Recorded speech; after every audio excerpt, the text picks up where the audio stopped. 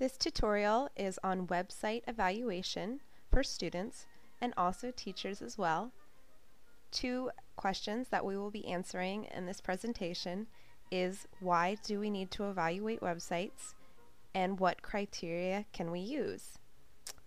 I'd like to thank Teen Weinberg from Tomlinson Middle School for allowing me to adapt this presentation for you guys today. So let's get started. The first question when researching for a paper or presentation in class is it okay to use a site I found on the internet? The answer to your question is yes, but we must go through a few procedures to determine whether a website is credible or not credible. The first thing that you need to do is strain out the trash. We have to remember that anyone in the world can publish on the World Wide Web. Publishing companies edit books and check facts, but the web actually has no editor, and anybody can register for a domain website. There are actually 6 steps to a website evaluation. This was adapted by Kathy Shinrock, and I put a website link to where you can look at more of her evaluation tools for using the World Wide Web. But some things that we do need to ask ourselves are who, what, when, where, why, and how. When asking who, we ask who is the author. We are also looking for a bibliography. Is the author bibliography included? When looking for the bibliography, what are his or her credentials? What education does he or she have, experience, or even affiliation? Does the author's experience really qualify him or her as an expert? Another question that you would want to ask yourself, is this a personal page, or is it an endorsed part of a site belonging to a major institution? Another question you would want to ask yourself is if the page is hosted by a free server, like AOL Members, Tripod, or GeoCities. All of these pages have members where anyone can register, and they're least likely to be credible. Sometimes the author's name isn't on the site completely, and you might ask yourself, should I just leave it out? My answer to that question would be to not leave it out.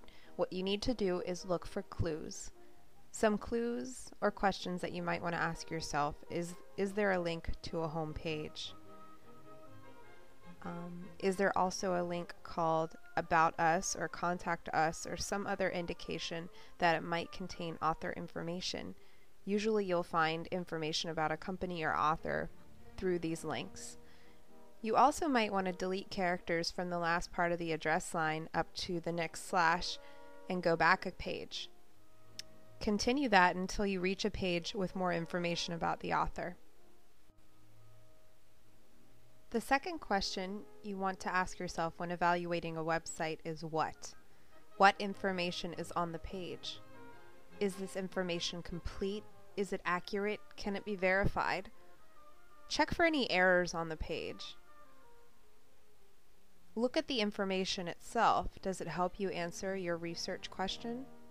And also, what makes this website better than another source? All of these questions you need to take into consideration when asking what. The third question you want to ask yourself when evaluating a website is when. When was this website created? When was the website last updated? Is it recent enough for you to reuse? I provided USA Today for you to look at. This website is constantly updated every day because it is a magazine and it's very credible. Has the author of the page stopped maintaining it? You also want to be suspicious of any undated material. If we have no date, we cannot tell when it was published. The next question when asking to verify a website is where. You want to ask yourself, where is this information from? Are there any sources listed? Are these sources even real? What you can do is you and your local librarian can go through these sites and try to verify them. The second question you want to ask yourself is, where can you go for more information? Are there any links to more sites provided on your website? Are these links even reliable? Go ahead, click on them, see where they take you. The fifth question that you want to ask yourself when evaluating a website is why? Why was this website created? Who is its intended audience?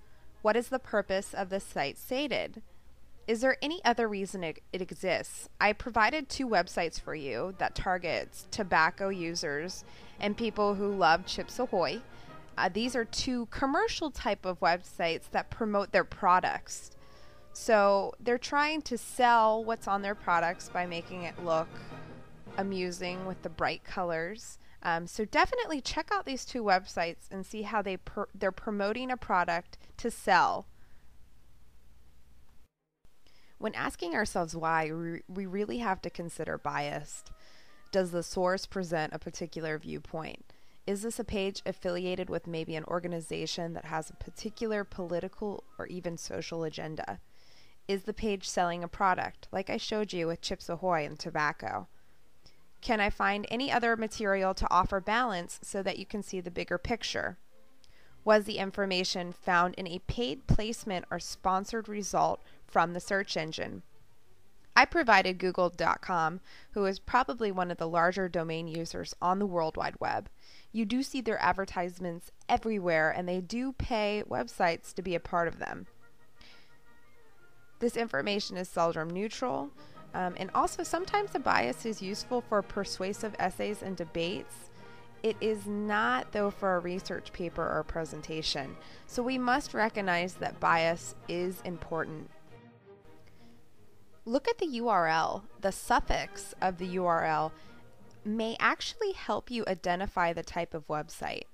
Your .coms are usually going to be your commercial websites. .edu will most likely be a school or university site. .gov is a U.S. government site. And .org is an organization. .edu, .gov, and .org are the first 3 that I would recommend using as a credible website for a research paper or presentation. Your .com websites are usually going to be your less credible ones, and they're usually trying to sell a product or an opinion.